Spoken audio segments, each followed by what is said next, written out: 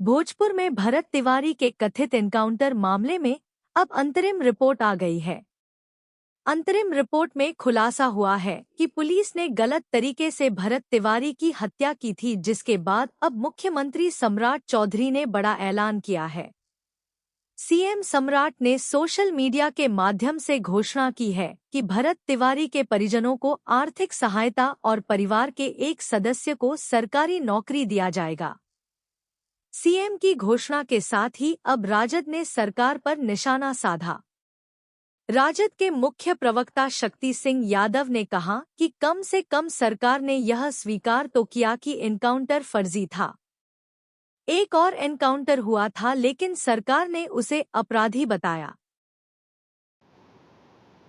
Bharat Tiwari fake encounter मामले में अंतरिम जो रिपोर्ट आया उसके आधार पर सम्राट सरकार ने भरत तिवारी के परिजन को एक सरकारी नौकरी देने का ऐलान कर दिया।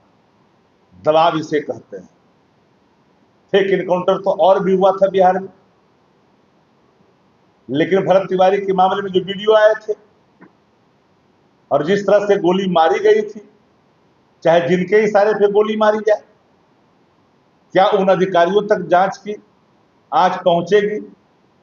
उन पर भी कार्रवाई होगी? 302 का मुकदमा उन पर भी चलेगा।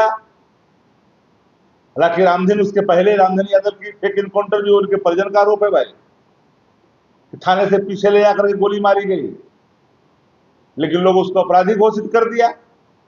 इसलिए वो बेचारा आता था, बैकबेंचर सोसाइटी से आता था, कौन सुनने वाला है? देश भर में भरत तिवारी के मामले में जो गोलबंदी हुई, चौह दिशा में चौह प्लेटफार्म पर उनके लोगों ने आवाज उठाई, वहां तक उनकी पकड़ है, पहुंच है। आखिर सरकार को झुकना पड़ा, सम्राट चौधरी को झुकना पड़ा। तो जब आपने मान लिया ये फेक एनकाउंटर है, तो आप बिहार की जनता से, देश की जनता से सम्राट चौधरी जी माफी मांगेंगे कि नहीं मांगेंगे? कार्रवाई करेंगे उन लोगों पर जिनके आदेश पर ये गोलियां चली? अब तो प्रमाणित कर दिया ना भाई, जब सरकारी नौकरी का ऐलान हुआ तो जो नेता प्रतिपक्ष ने कहा तेजस्वी जी ने कि ये फेक एनकाउंटर है भरत तिवारी की, पूरा वीडियो इस बात के प्रमाण है, तो आखिरकार सत्य साबित हुआ, सरकार को झुकना पड़ा।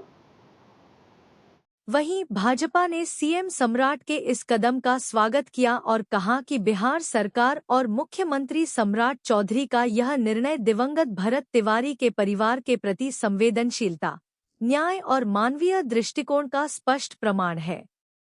न्यायिक जांच आयोग की अंतरिम रिपोर्ट के आधार पर परिवार को आर्थिक सहायता देने और एक परिजन को सरकारी नौकरी प्रदान करने का निर्णय सरकार की इस मंशा को रेखांकित करता है कि किसी भी घटना में पीड़ित परिवार को न्याय और सहयोग से वंचित नहीं रखा जाएगा।